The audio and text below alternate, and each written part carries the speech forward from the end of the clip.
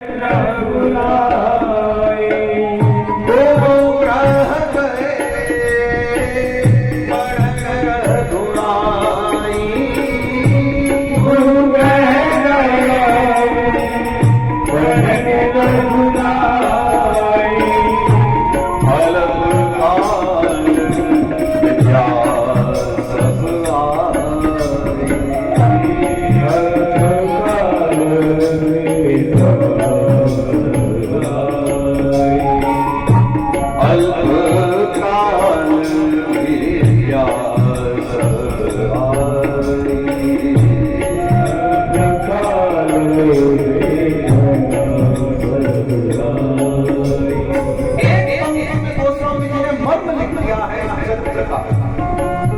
लीला को बड़ा स्पष्ट कर दिया है।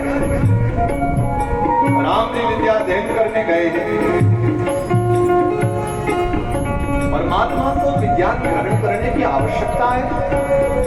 क्या भगवान को सारी विद्या ग्रहण करनी पड़ेगी, परिश्रम करना पड़ेगा? गोस्वामी जी कहते हैं नहीं, अल्पकाल विद्या सब आई। भगवान को परिश्रम नहीं करना पड़ रहा है, अपितु अल्पकाल में सारी विद्या आ गई है। मानो विद्या भी प्रतीक्षा कर रही थी कि कब वो साक्षात नारायण पधारे तो हम जाकर के उनको स्वीकार कर लें। और प्रभु श्री राम के आते ही मानो सारी विद्याएं उनके हृदय में स्वयं ही आकर के प्रकट हो गई। वो तो लीला करने मात्र की भावना से, लीला करने की इच्छा से भगवान गुरुगृह में रह करके गुरु जी की सेवा कर रहे और यूं विद्या ग्रहण करते हुए विद्याध्ययन का समय जो था उस काल को बिताया राम जी ने। विद्या पूरी हुई, राम जी चले आए, धनुर्विद्या में पारंगत हो गए हैं मेरे पुत्र, ये जान करके दशरथ जी महाराज बड़े प्रसन्न हुए। अब समय आ गया है कि जब पिता पुत्र पुनः साथ में खेलें, प्रेम करें, चर्चा करें। राम जी बैठ करके विविध प्रकार की कथाएं पिता को सुनाते। जब पिता की आज्ञा होती है, संध्या काल हो जाए, रात्रि काल हो जाए और पिता जब विश्राम को चले जाए तो राम जी बैठ करके पिता के चरण दबाते। दशरथ जी महाराज प्रसन्न होते, मेरे किन पूर्व जन्मों के कर्म हैं, जिन पूर्व जन्मों के श्रेयस से, जिन पूर्व जन्मों के उन दिव्य कर्मों से मुझे राम मिले, मुझे कितने गुणवान पुत्र मिले हैं, 4 और यूं ही दिन पर दिन बीत रहे हैं। एक सुबह सूर्य देवता प्राची दिशा में उदय हुए। पूर्व में सूर्य के उगते ही, सूर्य की लालिमा के साथ ही दिन का आरंभ हुआ। द्वार पर एक महान ऋषि का आगमन हुआ। कौशिक ऋषि पधारे हैं, ऋषि विश्वामित्र का विश्वामित्र को आया जाना तो दौड़े दौड़े महाराज दशरथ स्वयं गए, हाथ में जल लेकर के ऋषि के चरण पखारे, चरण धो करके राजा ने महाराज को लाकर के भीतर आसन पर, दिव्य आसन पर बिठाया। गुरुदेव आप यहाँ पधारे, मेरे सौभाग्य है कि आप दर्शन देने पधारे, पर कदाचित कोई अगर कार्य था तो मुझे बुलवा लिया होगा, आज्ञा कर देते, बस मैं तो दौड़ा दौड़ा चले आता आपके पास। लेकिन अगर आप यहाँ आए हो तो कोई विशेष कारण नहीं होगा। और कुशल क्षेम आदि जब पूछा तो विश्वामित्र मुनि ने राजा को आशीर्वाद दिया, महाराज ऐश्वर्यवान महाराज, आपकी कृपा से सब मंगल है, सब मौज है।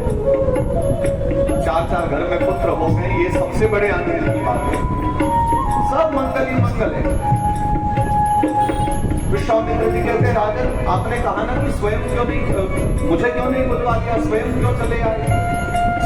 अगर याचक को कुछ मांगना हो ना दाता से तो याचक को ही द्वार तक जाना पड़ता है।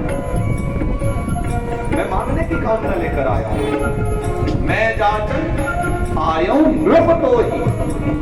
हे राजन मैं आपसे मांगने आया हूं। ये सुनते ही दशरथ जी महाराज प्रसन्न हो गए, भगवान मेरे बहुत सौभाग्य है, आप मांगने के लिए आए। विश्वामित्र जैसे परम प्रतापी महामुनि ब्रह्मर्षि वो मेरे द्वार पर कुछ मांगने आए हैं। भगवान कहिए मैं आपको क्या दे दूं? देह प्राण ते प्रिय कछु नाही। भगवान इस संसार में देह और प्राण से ज्यादा प्रिय कुछ भी नहीं है। 100 मुनि देव निमिष एक माही। बस एक निमिष मात्र का समय लगेगा। निमिष जानते हैं ना, इन आंखों को झपकने में जितना समय लगता है ना, उसको निमिष कहते हैं। जितनी देर में पलक झपके जाए आप आज्ञा दे दीजिए, मैं आपको क्या दे दूं, पल भर में आपको प्रदान कर दूंगा। 100 मुनि देव निमिष एक माही। ऋषि प्रसन्न हुए, महाराज ये वचन किसी आप जैसे व्यक्ति के ही हो सकते हैं, आपके अतिरिक्त कोई इस प्रकार की वाणी नहीं कह सकता। आप धन्य हैं महाराज, जो आप इतने अद्भुत दाता हैं। अब अगर आप देना ही चाहते हैं तो कृपा करके मुझे राम लखन दे दीजिए। मैं आपके दोनों पुत्रों को मांगने आया हूं। और जैसे ही सुना कि राम लखन को मांगने आए, दुखी हो गए महाराज। क्षमा करें महाराज, राम देत नहीं बने गोसाई। जो मांगना है सो मांग लो, लेकिन राम लखन को मत मांगो। मैं मेरे राम को अपने से दूर नहीं कर सकता। विश्वामित्र जी कहने लगे, अभी तो बड़ी बड़ी बातें कर रहे थे कि देह प्राण से प्रिय कछु नाही। प्राण मांगो तो प्राण दे दूं, देह मांगो तो देह दे दूं। और अब मैंने राम जी को मांगा है तो दे नहीं रहे। दशरथ जी ने कहा, प्रभु मैं अपने वचन पर लगाऊं। मैंने कहा था ना कि देह दे सकता हूं, प्राण दे सकता हूं। आपको देह चाहिए तो ले लीजिए, अगर मेरे प्राण चाहिए तो ले लीजिए, पर राम तो मेरे प्राणों से भी ज्यादा प्रिय है। राम देत नहीं बनी गोसाई। प्रभु आप मेरे प्राणों को हर लीजिए, मेरे प्राण ले जाइए, लेकिन राम मेरे प्राणों से ज्यादा प्रिय है। और जो प्राणों से ज्यादा प्रिय है हम उन्हें कैसे दे दें? क्योंकि राम चले जाएंगे तो प्राण तो अपने आप निकल जाएंगे। राम नहीं दे सकता, राम को मैं भेज नहीं सकता।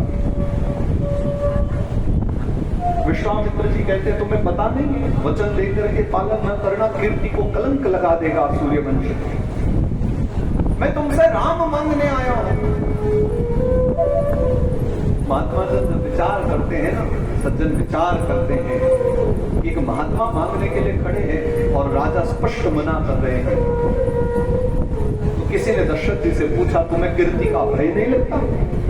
अब कीर्ति का भय नहीं लगता कि तुमने कह दिया मैं दे दूंगा जो मांगोगे, और फिर राम जी को नहीं दे रहे हो। दशरथ जी के हृदय का एक बड़ा सुंदर भाव है। दशरथ जी कहते हैं कि अगर कीर्ति को बचाने के लिए राम को देना पड़े तो धिक्कार है ऐसी कीर्ति पर।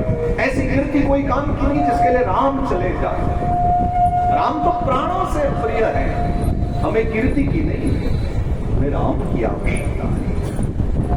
मेरे राम मेरे सम्मुख बने रहे, ये परम आवश्यक है।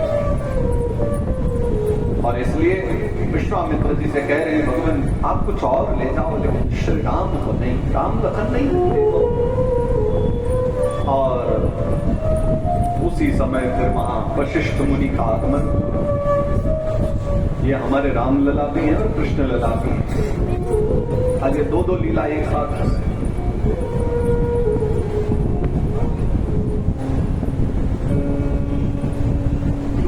वशिष्ठ मुनि पधारे, महाराज आप राम जी को देने से मना कर रहे हो, ऐसा अपराध न करो। ये अगर राम लखन को मांगने आए हैं तो इनको दे दीजिए। दशरथ जी कहते हैं कि भगवान आप ये बात कर रहे हो, अपराध आप पिता नहीं है ना इनके, इसलिए आप समझ नहीं पा रहे हैं। राम मेरे प्राणों से अधिक प्रिय है। राम मेरे लिए क्या है? मेरा सर्वस्व है राम। तो वशिष्ठ जी ने कहा, देखो अगर तुमने इनको राम लखन दे दिए ना तो तुम्हारे जीवन में आनंद बढ़ जाएंगे, क्योंकि राम लखन को लेकर के जाएंगे, उससे एक तो राम जी का यश बढ़ेगा, क्योंकि महात्मा के संग जाएंगे तो जहां जहां जाएंगे वहां वहां लीला करेंगे, और लीला करेंगे तो इनका सुयश बढ़ेगा। और सुयश बढ़ने के साथ एक बात और कहूं, सुनोगे तो तुम्हें भी आनंद होंगे। अगर तुम राम लखन को इन्हें दे दोगे ना तो फिर ये अकेले अकेले वापस नहीं आएंगे, साथ में बहुओं को लेकर के ही आएंगे। और जो ही राजा ने सुना कि अच्छा बहुएं भी आएंगे, इसका मतलब फिर तो सही जगह जा रहे हैं, फिर तो राम लखन सौंप देने चाहिए। और वशिष्ठ जी के हाथ में राम लखन को सौंप दिया और राम जी से ये भी कह दिया कि हे राम, आज से यही तुम्हारे पिता हैं, यही माँ है। जब तक इनके सम्मुख रहोगे, इनकी नित्य सेवा करना। ये गुरु रूप भी हैं और पिता रूप भी हैं। इनकी सेवा शुश्रूषा करना, आज्ञा का पालन करना। और राम लखन को विदा कर दिया विश्वामित्र जी के साथ। और संत जन हमारे चर्चा करते हैं, फिर राम जी की यात्रा यहाँ से फिर आरंभ होती है। तो मूलतः राम कथा का एक भाग यहाँ तक है, बाल चरित्रों का, और यहाँ से भगवान की वो राम चरित्र आरंभ होते हैं। जब भगवान फिर विश्वामित्र मुनि के साथ जाते हैं, क्योंकि उनकी चिंता ये गादि तनय मन चिंता व्यापी, हरि बिनु मरहीन निशिचर पाप। राम जी पधारे हैं निशिचरों के उद्धार के लिए, और अब निशिचर बहुत बढ़ गए। उनके उद्धार के लिए तो राम जी को लेकर आना है। तो विशाल वो जो यज्ञ कर रहे थे ना विश्वामित्र जी, उसको नित्य ही आकर के असुरगण नष्ट कर देते थे। शुभाहु हमारे ये सब आकर के कभी उसमें रक्त बहा देते थे, कभी हड्डियां डाल दिया करते थे यज्ञ मंडप में आकर, और यज्ञ मंडप को पूरा नष्ट भ्रष्ट कर दिया करते थे। आज राम जी खड़े, लखन लाल खड़े, धनुष बाण लेकर के तैयार है। जो ही असुरों का आगमन हुआ, भगवान ने सबका उद्धार कर दिया। शुभाहु को बाण मारा, उसके प्राण हर लिए। मारीच आया तो बिनु पर बाण राम पे ही मारा। भगवान ने मारीच को बिना पर का बाण मारा है, जिससे वो 100 योजन दूर जा करके गिर पड़ा। और इस प्रकार भगवान ने जितने भी आए हुए असुर थे, उन सभी का उद्धार कर दिया। चारों ओर ये बात फैल गई, सारे ऋषि महर्षि प्रसन्न हो गए, और सबने मिलकर के फिर दिव्य अनुष्ठान किए कि अब कोई चिंता नहीं है, अब सभी आनंद से सानंद रह करके यज्ञ याग आदि कर सकते हैं। चारों ओर दिव्य भव्य यज्ञ होने लगे, और तब विश्वामित्र मुनि ने राम जी को अपने साथ लिया, और राम जी को अपने साथ लेकर के अहल्या का उद्धार कर रहे। राम जी ने वो शिला देखी, भगवान ने अपने चरणों का स्पर्श कराया, और भगवान के चरणों का स्पर्श पा करके शिला नारी बन गई। अहल्या का उद्धार हुआ। भगवान ने ताड़का का वध किया, एक ही बाण से उसके प्राण हर लिए। और फिर जनकपुर से निमंत्रण आया, उस निमंत्रण पर राम लखन को लेकर के विश्वामित्र मुनि जनकपुर जाते हैं। जाकर के बगीचा में बैठ गए, और वहीं जब सैनिकों को पता चला, तो सैनिकों ने जाकर के महाराज जनक को सूचना दी, भगवान विश्वामित्र पधारे हैं। और आनंद की बात है कि उनके साथ दो बहुत ही सुकुमार पुत्र हैं, बहुत सुकुमार बालक हैं, लेकिन देखकर लगता है कि वो क्षत्रिय वीर है। महाराज आप भी चल करके उनसे मिलिए। स्वयं महाराज जनक ने आकर के विश्वामित्र मुनि को नमन किया, राम लखन का दर्शन किया, और राम जी का जब दर्शन किया ना, तो वो जो भीतर का वैराग्य है जनक जी का, वो वैराग्य भाव प्रबल हो गया। विचार करने लगे कि हम वैरागी होकर के जिनका चिंतन करते हैं, मानो वही परब्रह्म मेरे सामने आकर के बैठा है। प्रभु का दर्शन किया, और फिर कहा भगवान अब आप मेरे साथ चलिए, मैंने आपके सब रुकने की ठहरने आदि की व्यवस्था कर दी है। और राजभवन के निकट ही एक दिव्य पर्ण कुटी बनवा करके, जिसमें महाराज रुके, स्थान व्यवस्था करके वहां विश्वामित्र जी को लेकर के गए। विश्वामित्र जी महाराज वहां विराजे, और फिर विश्वामित्र जी ने कहा, हे राम, हे लखन, सीता स्वयंवर हो रहा है। महाराज जनक ने एक विशाल यज्ञ किया है, सीता स्वयंवर किया है, जानकी का स्वयंवर होगा। भगवान शिव का वो विशाल धनुष वहां है, जो उसको तोड़ेगा, जो वीर, उसी को जानकी के साथ विवाह करने का सौभाग्य मिलेगा। पुत्रों, आओ तुम भी मेरे साथ वहां प्रस्थान करो। और दोनों ही भाई सेवा में प्रभु की हैं, सब आज्ञा का पालन कर रहे हैं। तो उस रात्रि में भगवान ने वहीं विश्राम किया, और प्रातः काल हुई। आज धनुष भंग करने के लिए वो स्वयंवर की सारी व्यवस्था की गई है। प्रातः काल होते ही गुरु जी ने कहा कि राम, हम आज यज्ञ में जाएंगे, उससे पूर्व अपने जो नित्य नैमित्तिक कर्म है उनको पूर्ण कर लेते हैं। तो जाओ, जाकर के हमारे लिए पुष्प लेकर के आओ। और तब भगवान श्री राम हाथ में पुष्पों की डलिया लेकर के बगीचा में जाते हैं। और जो ही बगीचा के द्वार तक पहुंचे, भीतर पांव रखने वाले थे कि भीतर से आवाज आई, सावधान महाराज, भीतर चरण नहीं रखना अपने। भगवान श्री राम ने देखा तो सम्मुख बहुत सारी नारियां खड़ी हैं। आप कौन हो? उन्होंने कहा कि हम इसी परिवार की हैं, यहाँ जो माली इसकी रक्षा करते हैं, जो इस बगीचा को संभालते हैं, हम उन्हीं की पुत्रियां हैं, बहुएं हैं, परिवार हैं। राम जी ने कहा फिर इतना डरा दिया, हमको भीतर प्रवेश नहीं करने दे रही हो, कोई विशेष प्रयोजन? क्योंकि भगवान आपके भीतर ही कुछ ऐसी विशेषता है कि हम आपको जाने नहीं दे सकते। आप बहुत सुंदर हो, बहुत सुकुमार हो, सुकोमल हो और हृदय से भी बड़े अच्छे हो। राम जी ने कहा फिर हमारे भीतर ऐसा दुर्गुण क्या है जो भीतर नहीं जाने दे रहे? सारी दुनिया को तो भीतर जाने के लिए आपने आज्ञा दे दी है, सब जाकर के पुष्प चयन करें। हमारे गुरु जी को भी संध्यावंदन करनी है, सूर्यार्घ्य देना है, उसके लिए हमें भी थोड़े से पुष्पों की आवश्यकता है। तो देवियों कृपा करके हमें जाने दो। देवियों ने कहा प्रभु आपको तो बिल्कुल नहीं जाने देंगे, कमी आप में नहीं है, आपके चरणों की विशेषता कुछ और है। आपके चरण अगर आज हमारे यहाँ बगीचा में पड़ गए ना तो बड़ी समस्या पैदा हो जाए। राम जी ने कहा हमारे चरणों में कोई समस्या है? सब नारियां कहती हैं प्रभु आपके चरण बहुत विशेष है। बगिया बिच जानन दे रघुबर विनती सुनो, बगिया बिच जानन दे रघुबर विनती सुनो। अब विनती कर रहे हैं कि आप भीतर ना जाओ। कोमल चरण चरण विनुपनहि, कोमल चरण विनुपनहि। आपके चरणों में जूते चप्पल नहीं है, आपने पादुका नहीं पहना। पगोरी पायल गड़ गई है, वो बगीचा में जो पत्ते पड़े होंगे ना वो आपके चरणों में चुभ जाएंगे। आपके चरण इतने कोमल हैं, इसलिए बिना चरण पादुका के आप भीतर नहीं जा सकते। कोमल चरण चरण विनुपनहि, पगोरी पायल गड़ गई है, बगिया बिच जानन दे।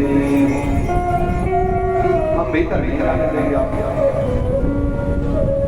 भगवान ने कहा ये बात तो नहीं हो सकती, कोई तो विशेष बात है जो आप सब छुपा रही है। अरे स्पष्ट स्पष्ट कह दो भीतर क्यों नहीं जाने दे रही? तो फिर नारियों ने कहा अगर इतनी इच्छा है ना तो आप सुनो हमारी बात, हम क्यों भीतर नहीं जाने देना चाहते आप?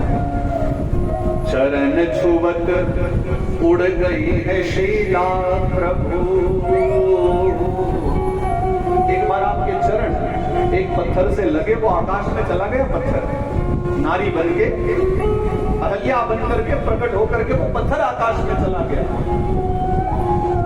चरण छुवत उड़ गई है शिला प्रभु, कर छुए भी टप उड़ गई है। और आपके हाथ लगेंगे तो यहाँ बगीचा में जितने पेड़ है ना वो सारे पेड़ उड़ते हुए आकाश में चले जाएंगे, हमारा बगीचा खाली हो जाए। राम जी का विनोद न करो, सत्य कहो बात क्या है। बोले प्रभु यही बात है, आपने अहल्या का उद्धार किया, अगर आपके चरण छूने से पत्थर नारी बन जाते हैं तो प्रभु आप ही बताइए, आप हमारे बगीचा में आओगे, वहां तो विविध प्रकार के पत्थर बिछे हैं, सरोवर में भी जो सीढ़ियां बनी है ना, जो सोपान है, सबके सब पत्थर के बने हैं। सर सोपान शिला पर बरसत सब नारी बन गए। आप तो सीढ़ियों पे उतर गए तो जहां जहां चरण पड़ेंगे वो सारी सीढ़ियां उड़ती हुई नारी बन करके आकाश में चली जाएंगी। तो हम आपके इन चरणों को भीतर नहीं जाने दे सकते। राम जी मुस्कुराए, बोले मैं समझ गया, अब ये बताओ क्या चाहती हो? सबके मन का ना एक बड़ा प्यारा भाव है। तो जनकपुर की नारियां विचार करती हैं कि जैसी हमारी कन्या हैं, जैसी हमारी जानकी जी हैं, उनके योग्य हमें बस यही एक वर दिखाई दे। इनके हृदय में भी अगर उनके प्रति वो भाव प्रकट हो जाए और यही जाकर के शुभ धनुष तोड़ दें तो हमारे मन की लालसा पूरी हो जाए। इसलिए उन्होंने सबने बड़ा प्यारा बहाना निकाला। कहते हैं एक काम कर दो तो हम भीतर जाने दें। अभी आप अवध के राजा हो, बस एक बार अपने मुख से जानकी जी की जयकार लगा दो, फिर आप भीतर चले जाओ, फिर आपका प्रभाव काम नहीं करेगा। जब बोलोगे सियाजू की जय, जब बोलोगे सियाजू की जय, तब प्रभु प्रविशन हो बगिया जानन दे हो, रघुबर विनती सुनो। हमारी प्रार्थना सुना।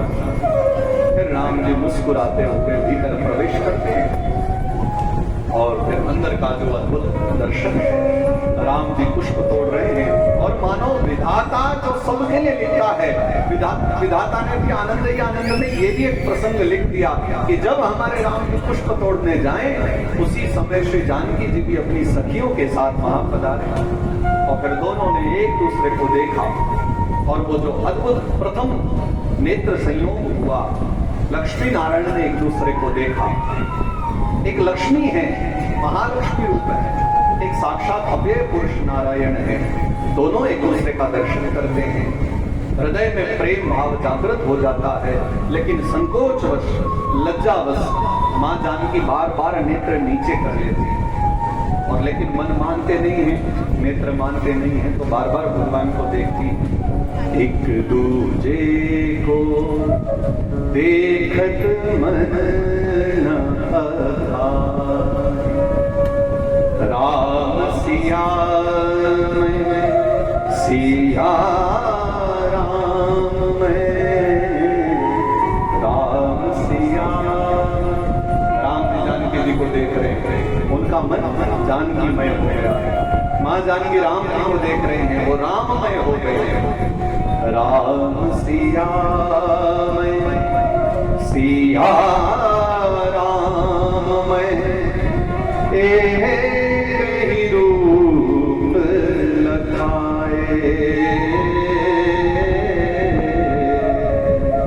एक दूजे देखत मन न था।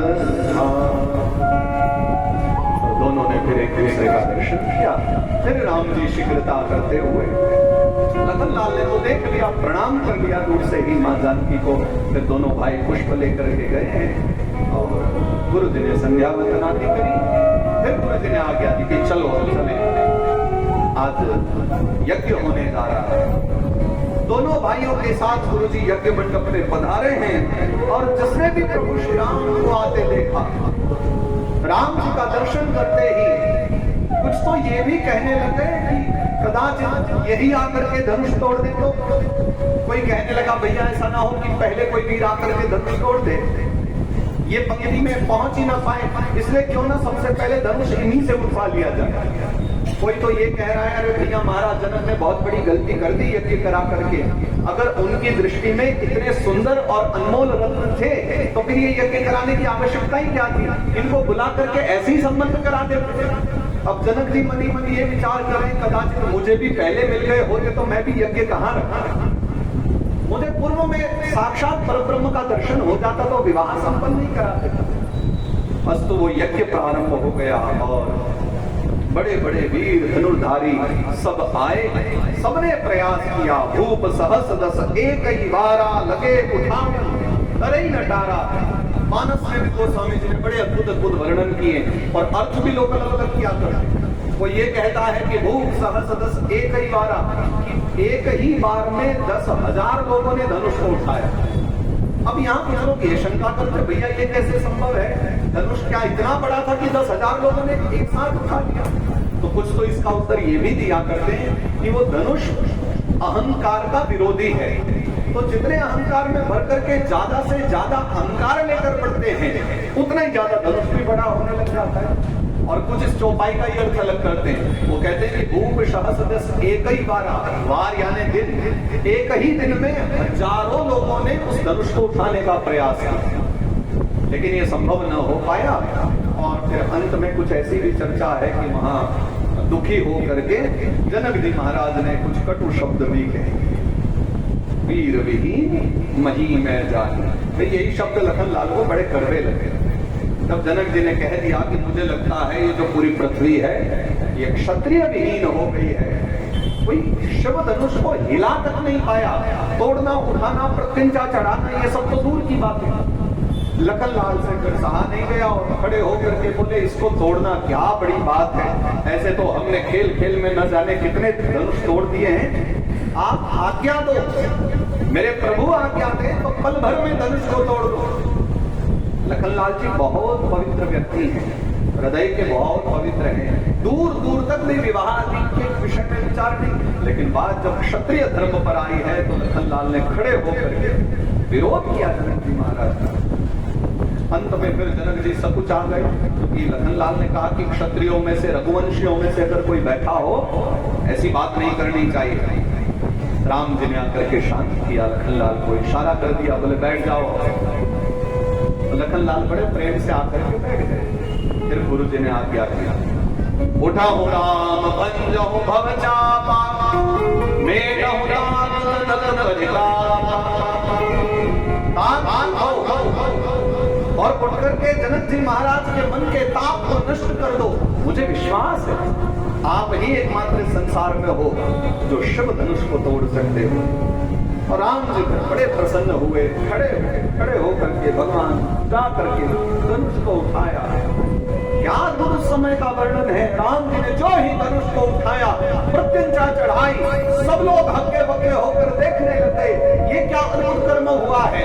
और किसी की दृष्टि में आया ही नहीं कि राम जी ने कब तो गर्व के साथ उस धनुष को पल भर में उठाया, पल भर में प्रत्यंचा चढ़ाई और फिर प्रत्यंचा को खींच करके जो ही जोर लगाया धनुष टूट गया और दो खंड होकर के भगवान ने उसको भूमि पर डाल दिया। तब चारों ओर जय जयकार होने लगी, बोलिए रामचंद्र भगवान की जय। और इसी के साथ पक्का हो गया कि अब राम जी का विवाह माता जानकी के साथ होने लगा। माता जानकी प्रसन्न हो गई, लेकिन तब तक जो वीर थे वहां आए हुए वो सब युद्ध की चर्चा करने लग गए। अब राजा कहने लगे, अरे धिक्कार है तुम्हें, ये सुंदर सुकुमार दिखने वाले वीर क्षत्रिय ने धनुष तोड़ा है, अतः जानकी उनकी है, अब आप सब कृपा करके जाओ यहाँ। और फिर उस मध्य में भगवान के अपने ही स्वरूप से भेंट होती है। भगवान का एक अवतार है, कल हम जिनकी चर्चा कर रहे थे, श्री परशुराम का। परशुराम जी का आगमन हुआ। राम और परशुराम इन दोनों का संवाद है, एक आवेश और एक सरलता, दोनों अलग अलग भाव है।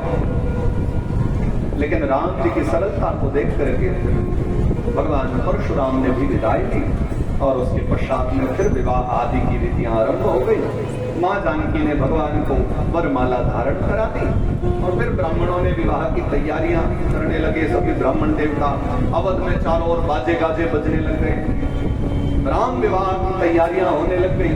तो जनक जी महाराज ने फिर पत्र आदि लिखने का विचार बनाया कि पत्रिका लिख दी जाए।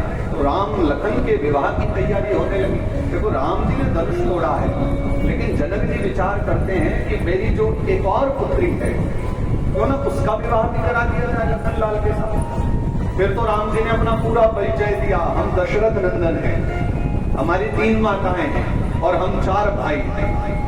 तो जनक जी ने सोचा कि हम भी 2 भाई हैं और हमारी 2 कन्याएं हैं, तो हमारे घर में भी तो 4 कन्या हैं और ये भी 4 भाई हैं, तो 2 का ही विवाह क्यों, चारों का ही विवाह संपन्न करा दिया। ऐसे प्रभावशाली घर में महाराज दशरथ के आंगन में हमारी 4 बहुएं, हमारी 4 पुत्रियां बहुएं बनकर जाएंगी, सौभाग्य की बात होगी। पत्र लिखवाया, पत्र लिख करके दूत को भेज दिया, महाराज बारात लेकर के आ जाइए, अपने दोनों पुत्रों को भी ले आना। और उसके पश्चात यही सब विवाह आदि के कर्म संपन्न होंगे। और मैं तो एक दिन कथा करते हुए एक संत के निकट बैठकर जब चर्चा कर रहा था कथा के विषय में, मैंने कहा महाराज जी मुझे तो ये कथा पढ़ करके एक बात और समझ में आई, राम विवाह पहला ऐसा विवाह रहा होगा जिस बारात में दूल्हा नहीं था, क्योंकि सभी विवाह में बारात में दूल्हे का होना स्वाभाविक है, पर यहाँ तो दूल्हा पहले से विद्यमान है ना, बारात बाद में आई है, दूल्हा पहले आ गया। राम जी ने लीला पहले करी है, पीछे बाकी सब लोग आए अवध से, निमंत्रण भेजा गया, पूरी बारात आई है और उसके पश्चात बड़े धूमधाम से फिर विवाह की तैयारियां, विविध प्रकार के अवध में पकवान बने। सब लोगों ने राम विवाह में बैठ करके पंक्ति में भोजन पाया है। लोग इस बात से ज्यादा प्रसन्न हैं कि मिष्ठान आदि तो खूब पाने को मिले हैं, पर राम विवाह के मिष्ठान पाए हैं। भविष्य में सदा सर्वदा हमारा भी नाम इसलिए लिया जाएगा कि हम भी राम जी के बारात में बैठे हुए थे। राम जी के बारात में हमने भी मिठाई पाई। हमारे मथुरा के चौबे जी थे, चौबे जी, आपकी कथा सुना है, बड़े प्रेमी थे वो ठाकुर जी के, सब प्रेमी थे, बोलने में भी बड़े अच्छे। तो उन दिनों एक पाखंडी महात्मा घूमते फिरते ब्रज में चले आए। अब वो सबसे कहा करते थे कि भैया हम अवध के रहने वाले हैं और हमारी आयु का कोई अता पता नहीं, कोई पता भलू वाली कथा, नाम एक तनु हेतु नहीं, एक तनु है, बड़े पुराने व्यक्ति हैं। अब कुछ लोग तो जानते थे कि बाबा जी पक्के पाखंडी हैं, महात्मा का वेश धारण कर लिया है, लेकिन कोई गंभीर व्यक्ति है, पर कोई कुछ कहता नहीं था वेश के कारण। हम मथुरा पहुंच गए। अब आप जानते हो मथुरा गए हो तो भैया मथुरा के हमारे कृष्ण कन्हैया के ग्वाल बार बोलने में पीछे थोड़े ही न रहते। तो उन्होंने जाकर के कहा कि हम अवध के रहने वाले हैं और इतने पुराने हैं कि हम त्रेता युग में भी विद्यमान थे। तो चौबे जी ने पूछा उनसे, ब्राह्मण देवता ने, अच्छा महाराज जी तो फिर आप ये बताइए कि आप राम जी के समय कब और कहां पर विद्यमान थे? तो महात्मा जी ने आगे बढ़ करके कहा कि जब राम जी की बारात गई थी ना, तो राम जी की बारात में हमने भी बैठ करके भोजन पाया था। चौबे जी चिल्लाए, बाबा जी पक्का झूठ बोलता है, क्योंकि पंगत में भोजन तो हम ही चला रहे थे, परोसगारी तो हम ही कर रहे थे, और हमने इन बाबा जी को पंगत में कहीं नहीं देखा, तो एक पाखंडी है बाबा जी। भैया सौभाग्य की बात थी जिनको राम बारात में बैठ करके भोजन पाने को मिला। और एक बड़ी अद्भुत बात हुई, मैं राम बारात की आपको एक कथा बताता हूँ। जिस समय पंक्ति में भोजन सब पवाए जा रहे थे, परोसगारी कर रहे थे, तो उस समय का एक बड़ा प्यारा प्रसंग है। रामायणी जी हमारे वृंदावन में निवास करते थे, संत थे, बहुत अद्भुत संत, जिन्होंने राम कथा के विषय में बहुत अद्भुत पद लिखे, परम पूज्य श्री राजेश रामायण बड़े अद्भुत उन्होंने पद लिखे। तो उन्होंने एक राम विवाह का बड़ा प्यारा पद लिखा, एक भाव लिखा। राम ब्याह पंक्ति में बैठे राज राजेश्वर, पावक मिठाई को खीर खावे ना। राम जी के विवाह की बड़ी विशेषता हुई कि वहां विविध प्रकार के पकवान बने और उन पकवानों को सब पा रहे हैं राम बारात में बैठकर, लेकिन खीर कोई नहीं खा रहा। और जब कोई खीर नहीं पा रहा तो सब विचार करने लगे, खीर क्यों नहीं पा रहे? जो सुवार हैं अर्थात जो रसोइया हैं वो आकर के बार बार परोस रहे कि भैया थोड़ी तो ले लो, पर कोई खीर नहीं ले रहा। क्यों? राम ब्याह पंक्ति में बैठे राज राजेश्वर, पावत मिठाई किंतु को खीर खावे ना। बार बार आवे बहु व्यंजन परोसे पर, चतुर सुवार हो रहस्य जानी पावे ना। कोई समझ नहीं पा रहे कि क्यों खीर नहीं पा रहे, लेकिन तभी सब एक दूसरे को समझा रहे हैं बहनों से कि भैया खीर क्यों नहीं खानी है। हवि दिशि देखी देखी होत भय भीत, सब हवन को याद कर रहे हैं। कौन से हवन को? वो हवन जिस समय राम जी पैदा हुए थे। हवि दिशि देखी देखी होत भय भीत सब, कौन हो बराती कहीं कारण बुझावे ना। नयनन निहारी एक दूजे को सचेत करे, खीर जनी खाओ कहूं गर्भ रही जावे ना। ये अवध की परंपरा है, यहाँ खीर खा लेने से बालक पैदा हो जाता है। राम जी भी ऐसे ही आए, लखनलाल का जन्म भी खीर खाने से हुआ। चारों भाइयों के जन्म की वही कथा है। इसलिए भैया कुछ भी करो लेकिन खीर नहीं पाना है, इसलिए राम बारात में खीर छोड़ करके बाकी पकवान खूब पाए जाए। और राम जी तो दूल्हा सरकार है, चारों भाई दूल्हा बने हैं, इसलिए सब उन चारों भाइयों के लिए बधाई गीत गा रहे हैं। बधाई गीत हुए। उसके पश्चात ब्राह्मणों ने अपने मंत्रोच्चारण करते हुए लाजा होम परिक्रमा सप्तपदी आदि जो सब कर्म है विवाह के वो सब संपन्न करवाए। और जब विवाह आदि संपन्न हो गए तो जो जन्माशय की जो देवियां हैं नारियां हैं सभी राम जी को लेकर के भीतर गई और कहा कि प्रभु अब आओ हम आपको प्रेम से भोजन पवाएं। बराती तो सफाई रहे हम आपको भीतर पवाएंगे क्योंकि आप दूल्हा सरकार हो। और राम जी को भीतर ले गई और बिठा करके भोजन पवा रही है। प्रेम से सब जनकपुर की नारियां भगवान को भोजन पवा रही और फिर मधुर मधुर गाली गीत भी सुना रहे हैं। अब राम जी तो बहुत सरल है, कमल से भी ज्यादा कोमल भगवान के नेत्र हैं, उनके कपोल है।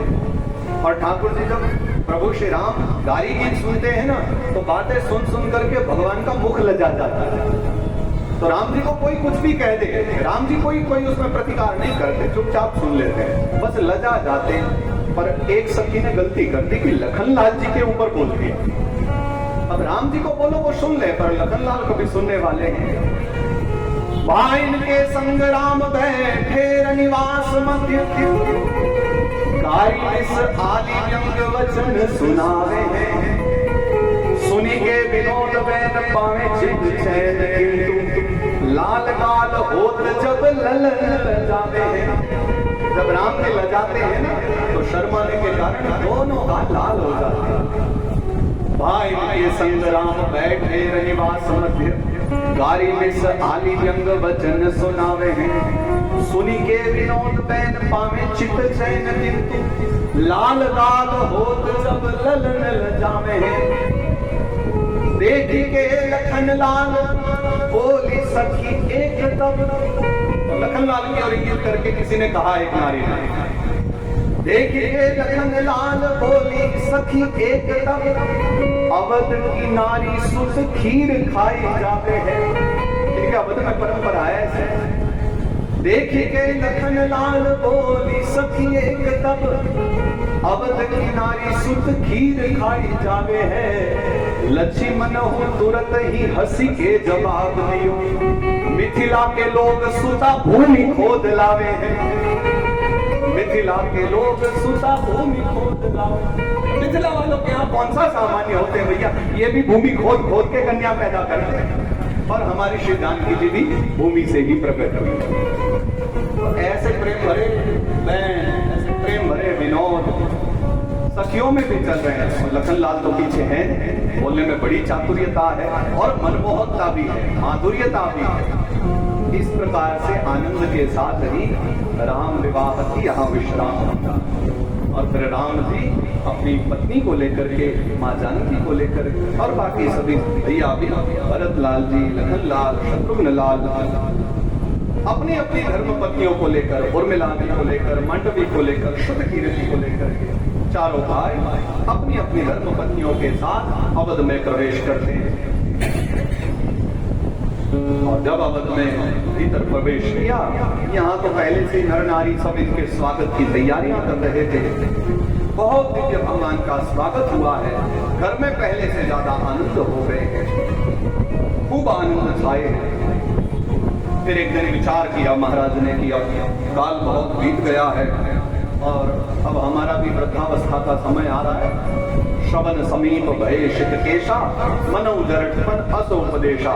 बुढ़ापा आ गया है क्योंकि ये कान के पास के जो बाल है ना ये सफेद पड़ने लगे। तो ऐसा विचार है कि अब तो राम को राजगादी दे दो और मैं स्वयं में सब छोड़ छाड़ करके अपना भजन करूं, युवराज घोषित करूं। और आगे राम कथा है कि ज्यादा उस तरफ हम विस्तार से नहीं जाएंगे क्योंकि वो बड़ी दुखमय कथा है। वैसे मैं तो ये भी कहा करता हूँ कि दुखमय हमें श्रवण करने में लगती है। वस्तुतः अगर कोई मुझसे पूछे कि आप क्या चाहते हो, राम कभी वन जाए कि नहीं, तो भैया अवधवासियों की ओर देख करके तो हमसे कभी नहीं कहा जाएगा कि राम वन जाएगा। पर सत्य कहूं, मैं वन में बैठी जब शबरी को देखता हूँ ना तो मैं कहता हूँ राम आपने देर कर दी आने में, थोड़ा जल्दी आना चाहिए। मैं वन में बैठे सुधीष्ण जी को देखता हूँ ना तो कहता हूँ राम जी को जल्दी आना था। जब मैं केवट को देखता हूँ, निषाद राज को देखता हूँ, श्री हनुमंत लाल जी महाराज का दर्शन करता हूँ तो मुझे लगता है कि राम जी को आना चाहिए। जो 12 वर्ष से बैठी है, नित्य फल चक चक करके रख रही है कि कभी तो मेरे राम आएंगे, कभी तो मेरे राम आएंगे, और नित्य इस भावना से बैठी है। उनके लिए राम जी को वन तो आना ही है। ये तो बहाना बनाए कि माता कैकेयी को दोष लगा, 14 वर्ष का वनवास है, ये सब बहाने लेकर के फिर ठाकुर जी वन पधारे हैं 14 वर्ष का वन लेकर के। और जहां भगवान ने तापसी वेश धारण करके ऋषि मुनियों से भेंट करी, श्रुतिष्ण जी जो वर्षों से प्रतीक्षित हैं उनकी प्रतीक्षा पूरी करी, 12 वर्ष की साधना लेकर के जो बैठी है, उस माता शबरी की इच्छा को पूर्ण किया, उसको दर्शन दिए। और पश्चात में फिर मां जानकी का हरण हुआ। जो भी भगवान की एक लीला, सर्वत्र सब कुछ रहने वाले, देखने वाले परमात्मा ने पूर्व में माता जानकी से कह दिया, देवी आप अग्नि में प्रवेश करो, अब तो यहाँ लीला मात्र होनी, बाकी लीला हमारी होगी। आपकी लीला हमारे वापस आने के बाद है, जब रावण मर जाए उसके पश्चात। सीता हरण, जानकी हरण की कथा है। मां जानकी की छाया को ही हर करके रावण ले गया है, और राम जी ने मां जानकी को प्राप्त करने में गीधराज जटायु पर कृपा की। ऐसे सौभाग्य कहां मिले? मैंने कहा ना, राम जी का वन जाना इसलिए बहुत जरूरी है, जिनको कभी मानव होकर के भी राम दर्शन प्राप्त न हो पाए। कितने अभागे ऐसे थे कि राम जी को पा करके भी, त्रेता काल में उत्पन्न होकर के भी वो राम जी को न पा सके। और एक हमारे गीधराज जटायु, कितना सौभाग्यशाली व्यक्तित्व, जिनको राम जी ने पुत्र के रूप में जलांजलि दी। अविरल भक्ति मांगी वर, गीत गयऊं हरिधाम, तेहि के जगोचित निज कर अपने हाथों के द्वारा भगवान ने गीधराज आदि दी, सदगति वानर सेनाएं गए भगवान गए और रावण का वध किया। समस्त वानर भालुओं पर कृपा करके फिर पुनः अवध में आए, और यहाँ से फिर अवध में जो भगवान की आगे की लीला हुई है, राम राज्य की स्थापना हुई है। यहाँ से भगवान ने राम राज्य को आरंभ किया। राम राज्य का तात्पर्य क्या है? राम राज्य जहां अकारण दुख नहीं है, जहां उपाधि दोष नहीं है, जहां कोई अकाल मृत्यु नहीं मरता है, जहां कभी किसी पिता के सामने पुत्र की मृत्यु नहीं होती, जहां किसी मां के सामने उसके पुत्र की मृत्यु नहीं होती, वो राम राज्य है। राम जी ने ऐसा राम राज्य आरंभ किया, और फिर वर्षों तक राम जी की वो लीला चली है। इस मध्य में और भी छोटी छोटी बड़ी बड़ी बहुत सारी लीलाएं हैं, बहुत सारी चर्चाएं हैं। इस मध्य में तो राम जी ने अनेक भक्तों पर कृपा करी है, एक श्रेष्ठ राजा का धर्म अपनाया है। एक पिता के रूप में, पति के रूप में, और एक सामाजिक व्यक्तित्व के रूप में भगवान ने दर्शन कराया। श्रेष्ठ राजा बनकर के शिक्षा दी समाज को। राम राज की परिकल्पना का जो एक संकल्प था वो पूर्ण हुआ। भगवान शुकदेव ने भी भागवत ग्रंथ में, श्रीमद् भागवत शास्त्र में राम कथा को गाया है। वैसे भागवत जी में संक्षिप्त भाव से ही राम कथा गाई गई है, और मात्र 2 अध्याय में राम कथा गाई। और सत्य कहूं, भागवत की जो राम कथा वो तुलसी कृत राम कथा से बहुत विभिन्न, वाल्मीकि राम कथा से भिन्न है। क्योंकि वाल्मीकि जी के पास पूरा राम कथा लिखने का एक समय था, और उन्होंने विशेष रूप से राम कथा लिखी, इसलिए वो पूरी तरह न्याय कर सकते थे, और किया उन्होंने राम कथा लिखने में। गोस्वामी जी राम कथा ही लिखने बैठे थे, इसलिए उन्होंने पूरा न्याय किया राम कथा के साथ। लेकिन भागवत के प्रणेता वेद व्यास जी के पास विस्तार से राम कथा लिखने का समय नहीं था, क्योंकि अगर प्रेम से लिखने बैठते तो पूरे 18,000 श्लोकों में तो राम कथा ही लिखी जाती। उन्हें संक्षिप्त भावना से लिखनी थी, इसलिए भागवत जी के 335 अध्यायों में से मात्र 2 अध्यायों में उन्होंने राम कथा लिखी। लेकिन उसमें भी 2 अध्यायों में उन्होंने इतना निचोड़ लिख दिया कि जब आप श्री वाल्मीकि जी के द्वारा लिखित राम कथा को पढ़ेंगे और भागवत के 2 अध्याय पढ़ेंगे, आपको एक सा ही प्रतीत होगा, आपको अनुभव वही होगा।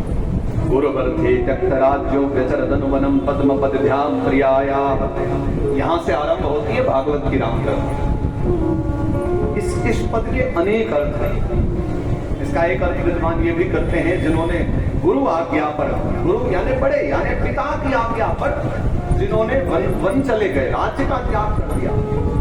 एक अर्थ ये भी करते हैं जिन्होंने अपने गौरव की रक्षा के लिए,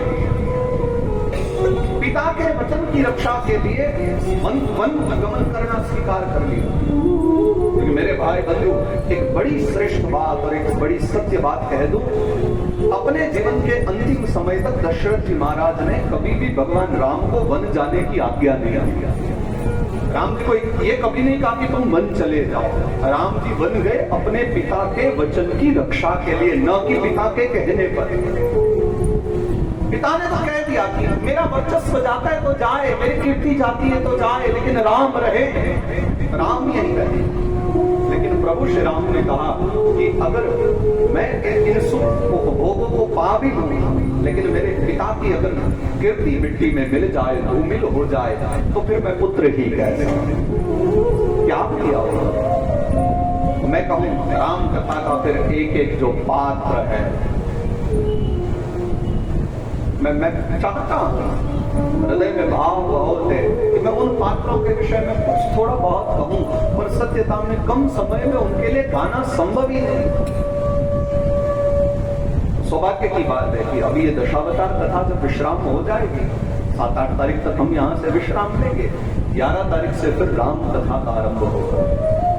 मैं उस बात से बड़ा प्रसन्न हूँ कि कदाचित अगर आज मेरे मन में रह भी जाएगी ना, तो मैं 11 तारीख से बैठूंगा तो इच्छा पूरी कर लूंगा, विस्तार से राम कथा को करके, क्योंकि राम जी को समझना पल भर में संभव नहीं। एक एक पात्र अद्भुत है।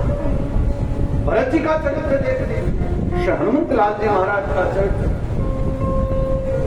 एक भाई, भारतवर्ष में ही ऐसा हो सकता है, ये भारतीय संस्कृति में ही हम एक ऐसे भाई को देख सकते हैं जो एक बड़े भाई के वन चले जाने पर स्वयं भी घर में रहते हुए वनवासी का जीवन बिता, और वनवासी का नहीं, राम जी के समान नहीं। अगर एक बात और कहूं, भरत जी का जो चरित्र है वो राम जी से भी ज्यादा कठिन है। भागवत जी में तो स्पष्ट आया है, गोमूत्र यावकं शुक्ला भ्रातरम वल्कलांबरम। राम जी ने पीत वस्त्र धारण किए, वनवासी का जीवन बिताया, भरत जी ने भी वल्कल वस्त्र धारण कर लिया। राम जी तो फिर भी फल फूल आदि कुछ मिल जाए तो पा लिया करते हैं, लेकिन भरत जी के भोजन के विषय में कभी किसी ने विचारा? गोमूत्र यावकं शुक्ला भ्रातरम वल्कलांबरम। वल्कल धारण किए हुए श्री भरत जी महाराज तो गौ के गौमूत्र में जौ को डुबा करके रख देते हैं, और उन जौ के फूल जाने के पश्चात उनको बहते जल में स्वच्छ करके उन जौ को पा करके तब वो अपनी उदर पूर्ति करते हैं। राम जी जो पाते हैं ना, उससे ज्यादा कठिन जीवन इनका। शत्रुघ्न लाल की चर्चा करें, क्या अद्भुत चरित्र है। जब भरत चरित्र की बात करते हैं तो फिर विचार करना चाहिए, अवध में एक चरित्र और अद्भुत है, शत्रुघ्न लाल का चरित्र। राम जी सबसे बड़े थे, इसलिए कहा पिता की आज्ञा के लिए जाऊंगा। लखनलाल चिंता में पड़ गए, मैं क्या करूं? लेकिन राम प्रेम मिला है ना, सदा सर्वदा राम जी से प्रेम है, इसलिए राम जी उनको अपने साथ ले गए। भरत जी चाहते हुए भी साथ न जा सके, लेकिन भरत जी बड़े हैं ना, इसलिए भरत जी ने भी अलग से कुटिया बना ली, नंदीग्राम में रहने लगे, वल्कल वस्त्र धारण कर लिए, जो चाहते हैं वही खाते हैं, जैसा चाहते हैं वैसे ही रहते हैं। लेकिन इस चरित्र की ओर ध्यान दीजिए, ये सबसे छोटे हैं शत्रुघ्न लाल। मन तो इनका भी बन जाने को करता है, मन तो इनका भी नंदीग्राम जाने को करता है, पर छोटे होने के कारण कभी बोलते नहीं है। जो बड़े भाइयों ने आज्ञा दे दी बस उसका पालन करना है। अद्भुत है राम चरित्र, अद्भुत है राम कथा के चरित्र, और अद्भुत है श्री राम कथा। तो राम जी रावण का वध किए, आए और फिर धर्म की स्थापना हुई। भगवान का जो अपना संकल्प है वो पूर्ण हुआ, राम राज्य की स्थापना हुई और प्रभु श्री राम के पावन चरित्र को फिर विश्राम दिया है। और भगवान श्री राम के चरणों में बारंबार वंदन करते हुए श्री राम चरित्र को विश्राम दें और अब कृष्ण कथा की ओर प्रवेश करें। भगवान के दशविध अवतारों में 8वां जो अवतार है कृष्णावतार है, ये भी पूर्णावतार है। जैसा कि हम आरंभ से आज चर्चा किए हैं राम कृष्ण दोनों कथाओं की, कृष्णावतार भी पूर्णावतार है, संपूर्ण कलाओं के साथ ये अवतार है। और आइए आज नंद महोत्सव की ओर चलें, लाला के पावन जन्मोत्सव को मनाते हुए फिर आज की कथा को हम विश्राम देंगे। चरित्र जो है भगवान का पावन जो कथाएं हैं वो कल की कथा में ही श्रवण करेंगे। आज लाला के बस जन्मोत्सव की चर्चा करते हैं। अब भगवान इस बार चंद्रवंश में आ रहे हैं। अथातः श्रूयतां राजन् वंशः सोमस्य पावनः यस्मिन् नैलादयो भूपा कीर्त्यन्ते पुण्यकीर्तयः अथ सर्वगुणोपेतः कालः परमशोभनः यह्येवातनजन्मर्क्षं सान्तर्क्षग्रहकारकम्। कालः परमशोभनः, जिस काल से सभी भयभीत होते हैं ना वो काल भी परम शोभायमान हो गया। अथ सर्वगुणोपेतः, मानो आज जो सारी सृष्टि है ना वो सभी गुणवान हो गई है, समस्त गुणों से सुसज्जित हो गई है। वायु को देखो वो भी शीतल मंद सुगंधित होकर के बह रही है। तेज सूर्य का जो है आज वो भी उतना ही मंद है और उतना ही उष्ण है जितने में किसी को पीड़ा न हो, क्योंकि आज परमात्मा पधारने वाले हैं। गौ के रूप में पृथ्वी देवताओं के साथ भगवान की प्रार्थना करने के लिए गई, बढ़ते हुए अत्याचार को समाप्त करने के लिए भगवान से प्रार्थना करी। भगवान ने वचन दिया कि मैं देवती वसुदेव के द्वारा पुत्र बन करके उत्पन्न होऊंगा। और फिर इधर वसुदेव देवकी का विवाह हुआ। कंस ने अपनी बहन चचेरी बहन देवकी का विवाह कराया और विदा कराने के लिए स्वयं ही जब ले चला रथ में बिठा करके तब आकाशवाणी हुई, अस्यास्त्वाम अष्टमो गर्भहंतायाम बहसे। हे महाराज कंस, हे बुद्धिमान कंस, जिस बहन को विदा करा करके ले जा रहे हो ना, किसी के गर्भ से होने वाला जो 8वां गर्भ है, इसकी 8वीं संतान है, वो तुम्हारा काल होगा। और महाराज कंस ने ये सुना, मन में तो पाप वैसे ही भरा था, बहन के लिए जो थोड़ा बहुत प्रेम था वो जाता रहा। तत्काल अपनी तलवार निकाली और बहन को मारने दौड़े। वसुदेव जी महाराज ने हाथ पकड़ लिया, हे वीर महाराज कंस, ये क्या करते हो? मृत्यु के भय से अपनी बहन की हत्या करोगे? स्त्री हत्या का पाप अपने मस्तक पर लोगे? भगिनी हत्या का पाप अपने मस्तक पर लोगे? अरे मृत्यु तो अवश्यम भावी है, कौन है जो मरता नहीं है? मरना तो सबको पड़ेगा। मृत्यु और जन्मवता वीर देहेन सहजायते। जिस दिन व्यक्ति जन्म लेता है, जन्म के साथ मृत्यु भी निर्धारित होती है। जब तक जीवन है सानंद जीना चाहिए, लेकिन ये सदा स्मरण रखना चाहिए कि हम अजर अमर नहीं हैं। कंस ने कहा, लेकिन अगर मैंने इसको मार दिया तो मैं अमर हो जाऊंगा, क्योंकि मेरे काल को जन्म देने वाली है। तो वसुदेव जी ने एक वचन ले लिया, एक वचन दे दिया कंस को, महाराज आपको अष्टम गर्भ से भय है ना, मैं आपको वचन देता हूँ, देवकी के 1 से लेकर 8वें गर्भ तक जितने भी पुत्र होंगे मैं सब आप ही को सौंप करके चला जाऊंगा। इच्छा करे तो रख लेना, इच्छा करे तो मार देना, आपके हाथ में। महाराज कंस को ये बात अच्छी लगी, सोचा कि क्यों स्त्री हत्या का पाप लूं, बच्चों को तो ये देकर भी चले जाएंगे, इसलिए विदा कर दिया वसुदेव देवकी को। और कालांतर में फिर माता देवकी ने एक बहुत सुंदर बालक को जन्म दिया। उस बालक का नाम हुआ कीर्तिमान। माँ देवकी रोने लग गई, हमने बच्चे का नाम कीर्तिमान रखा, लेकिन अपनी कीर्ति को बनाने के लिए जीवित ही नहीं रहेगा, क्योंकि कंस इसे मार देगा। कंस को ले जा करके वो बालक सौंप दिया, पर कंस को दया और इसलिए कंस ने उस बालक को पुनः वापस भेज दिया। और वसुदेव जी को बिल्कुल अच्छा नहीं लगा, क्योंकि वसुदेव जी जानते हैं कंस बड़ा पापी है, इसका मन कब बदल जाए उसका कोई ठिकाना नहीं। और सत्यता में ऐसा ही हुआ। पीछे से नारद बाबा आए कंस को समझाने। नारद जी विचार करने लगे, कंस जैसा महापापी अगर दया दिखाने लगेगा तो परमात्मा को आने में ज्यादा समय लगेगा। इसलिए नारद जी ने आकर के कंस को समझाया, महाराज कंस, देवता बहुत धोखेबाज हैं, आपके साथ कब गड़बड़ी कर देंगे आपको खबर भी नहीं लगेगी। क्या गलती होगी महाराज, मेरा भय 8वें से है ना, आप ही बताइए, मैं 7 बच्चों को मार करके पाप अपने मस्तक पर क्यों? नारद जी हंसने लगे, बड़े भोले भाले हो तुम कंस। अरे विचार करो, देवताओं ने अगर उन 8 में से बच्चों को बदल दिया तब तुम्हें कैसे पता चलेगा? वसुदेव जी महाराज भी भोले भाले हैं, क्या पता वो भी गलती से 8वें की जगह कोई और बालक ले आए तो तुम्हारा काल तो बड़ा हो जाएगा। हंस ने कहा फिर सारे बच्चों को मार दो। नारद जी बोले, नारायण नारायण, हम बच्चों को मारने की बात थोड़े ना करेंगे, हम तो चाहते हैं कि बस आपकी रक्षा। इशारा समझ गया कंस, उसी क्षण वसुदेव देवकी को कारागार में बंद कर दिया। और वो जो प्रथम बालक हुआ था ना कीर्तिमान, उसका वध कर दिया। और इसके पश्चात में माता देवकी ने और 5 पुत्रों को जन्म दिया। कीर्तिमान, सुषेण, भद्रसेन, ऋजु और संवर्धन, फिर भद्र, ये 6 पुत्र प्रकट हुए। और 6 पुत्रों की कंस ने हत्या कर 6 पुत्र मार दिए। तब सप्तम गर्भ के रूप में शेष भगवान पधारे। भगवान नारायण की जो शैया है ना, शेष भगवान वही पधारे।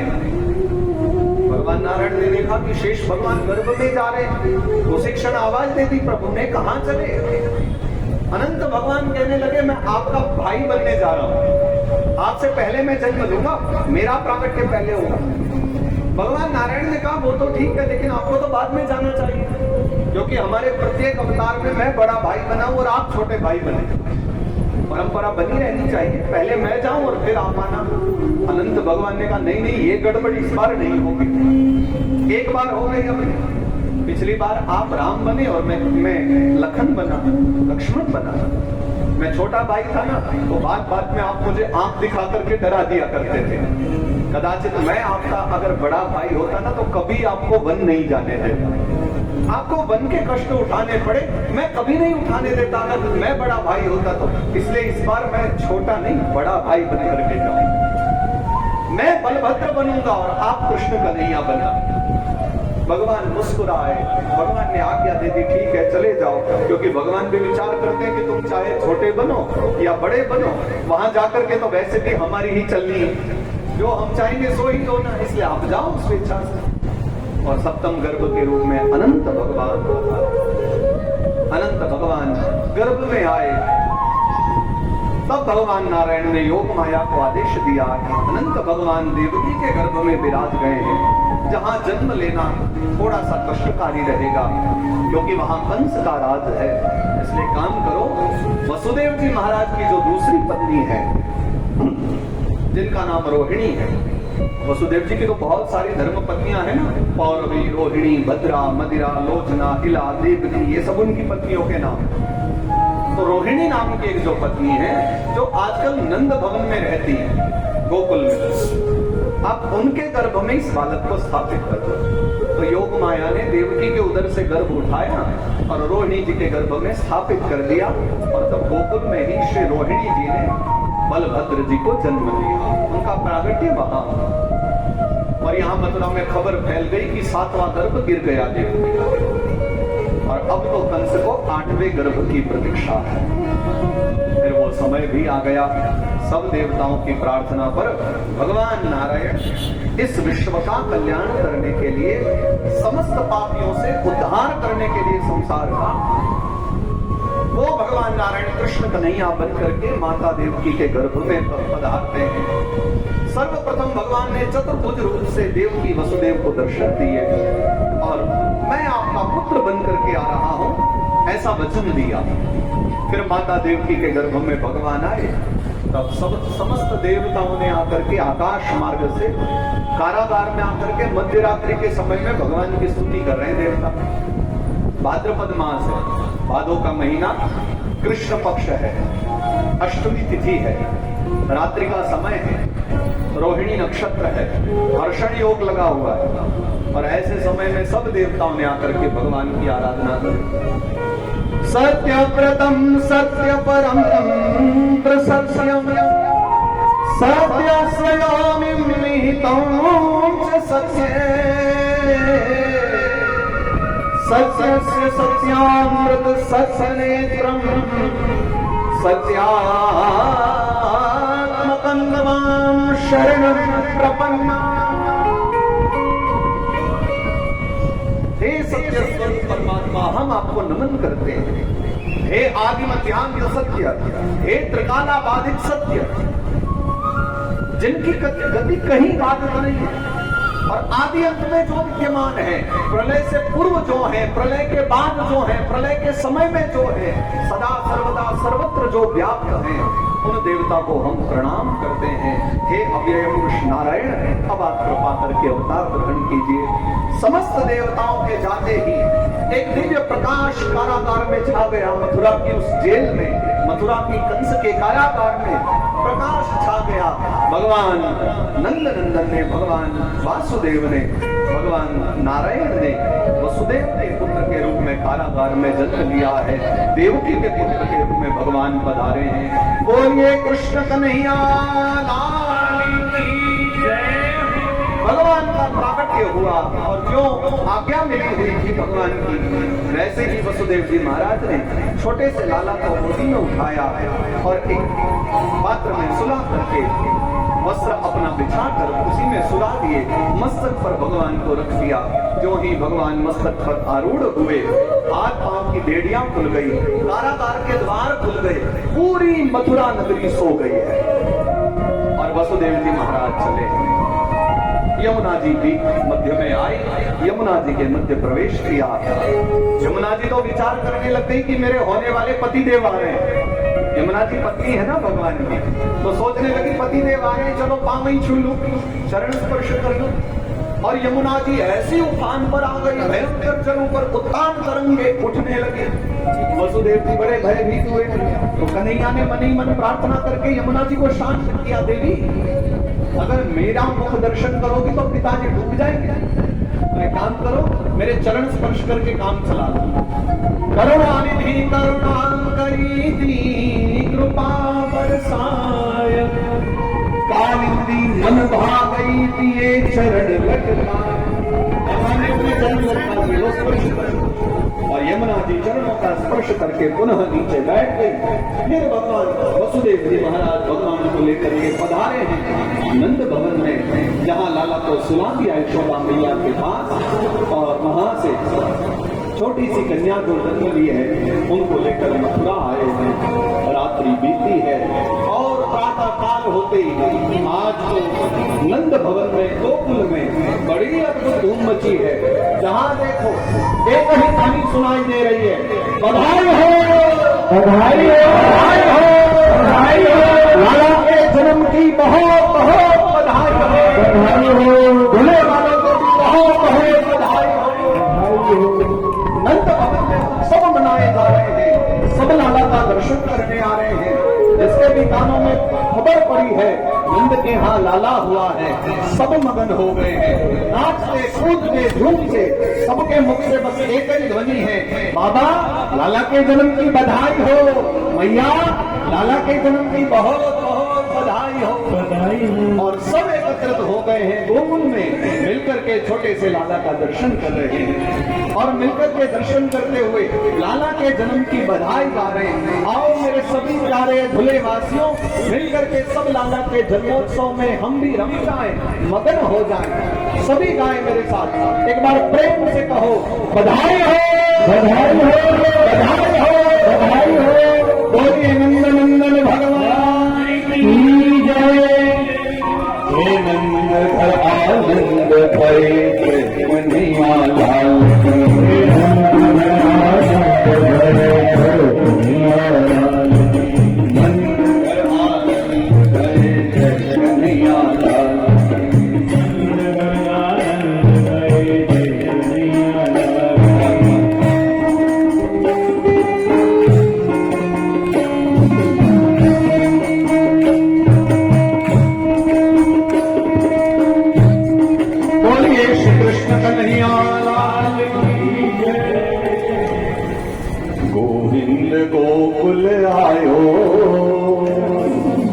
गोविंद गोकुल आयो, गोविंद गोकुल आयो, गोविंद गोकुल आयो,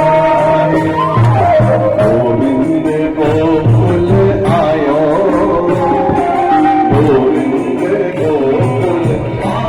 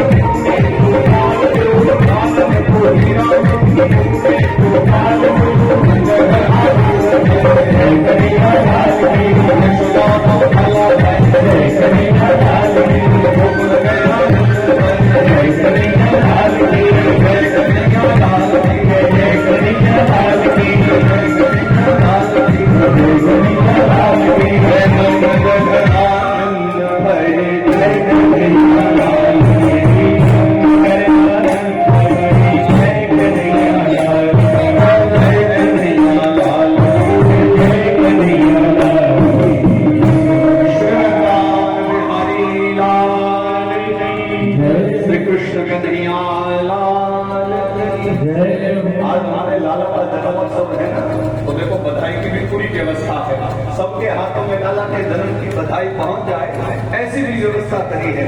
तो झूमते हुए मेरे साथ सभी गाते रहो। लाला के इस पावन महोत्सव को हृदय में बसा करके सभी गाओ। हरि ब्रज में है रही जयकार, नंद घर लाला गायो है, लाला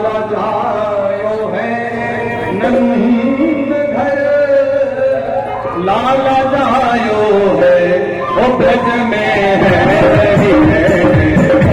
नंद घर लाला जायो है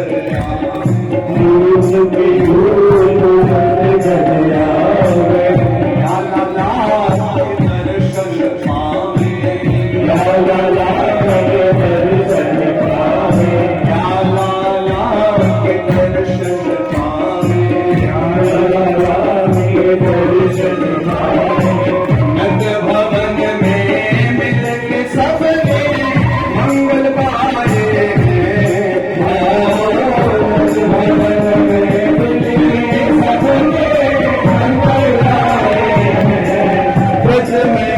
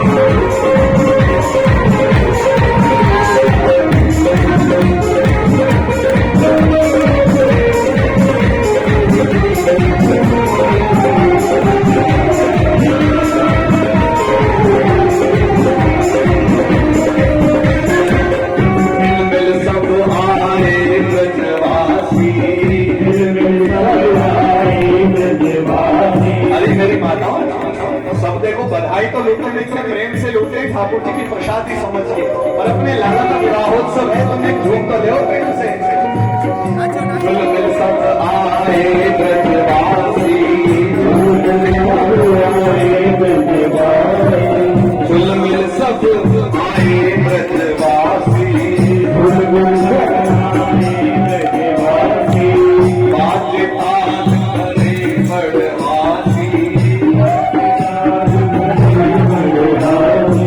बाज ताल करे बड़वासी बाज ताल करे बड़वासी नंद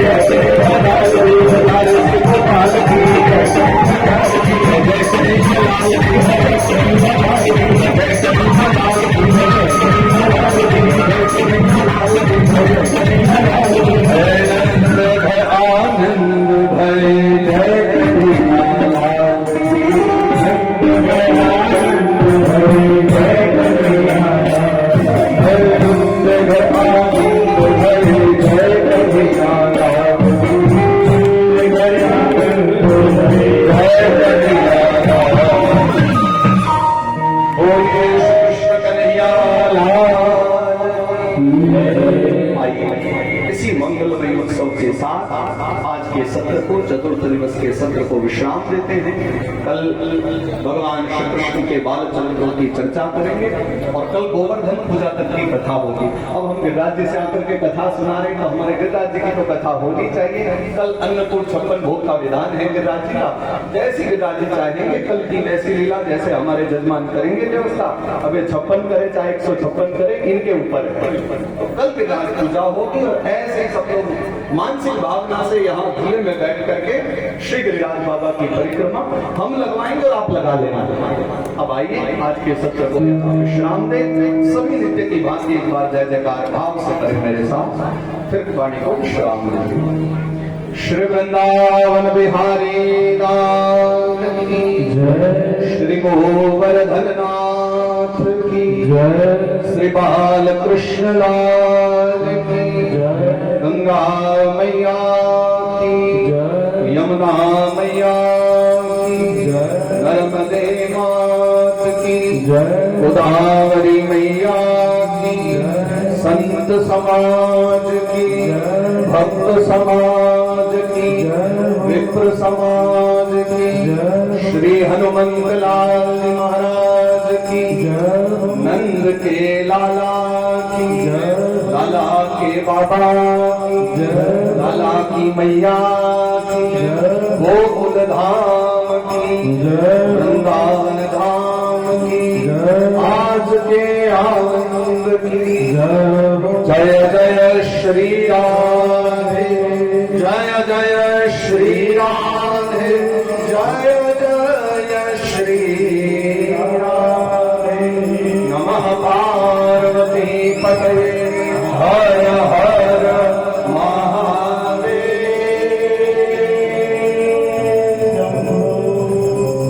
श्रीमती चतुर्दिवस की अंतिम बेला में आम आरती के लिए मैं आमंत्रित करता हूँ आदरणीय श्री केदारनाथ जी, गंगाधर जी प्रधान और मनोज जी मौर्य, नीलेश जी का, रामदेव जी शर्मा बाप जी, कैलाश जी, मुरलीधर जी अग्रवाल, आप सब लोग आकर आरती का आनंद लें। चंद्रमा मनसो जातचक्षुः सोऽशो अजायत श्रोत्रात्मा ईश्वराणशमकालग्निरजायत श्रीभाग्ये बिहारी देवी आरती